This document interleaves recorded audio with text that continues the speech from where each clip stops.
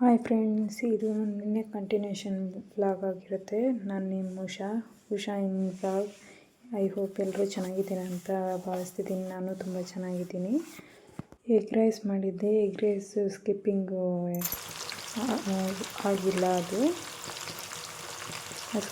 Egg rice skipping miss ಆಗಿದೆ, ಸಾರಿ. ಕಬಾಬ್ ಕಲಿಸಿಟ್ಟಿದ್ಮೇಲೆ ಹೇಗಾಗಿದೆ ಅಂತ ಹಾಕ್ತೀನಿ.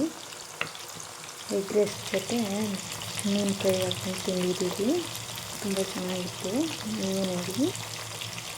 ಈಗ ಮೀನೆಲ್ಲ ಕಲಿಸ್ಬಿಟ್ಟು ಬಾಣಲೆಯಲ್ಲಿ ಎಣ್ಣೆ ಹಾಕ್ಬಿಟ್ಟು ಕಾಯಕ್ಕಿಟ್ಟಿದ್ದೆ, ಕಾದಿದೆ. ಇವಾಗ ಚಿಕನೆಲ್ಲ ಹಾಕಿದ್ದೀನಿ, ಬೇಯ್ತಾ ಇದೆ. ಫುಲ್ 2 ಕಡೆಯೂ ತುಂಬ ಚೆನ್ನಾಗಿ ಬೇಯಿಸ್ಕೋಬೇಕು. ಬೇಯ್ತಾ ಇದೆ.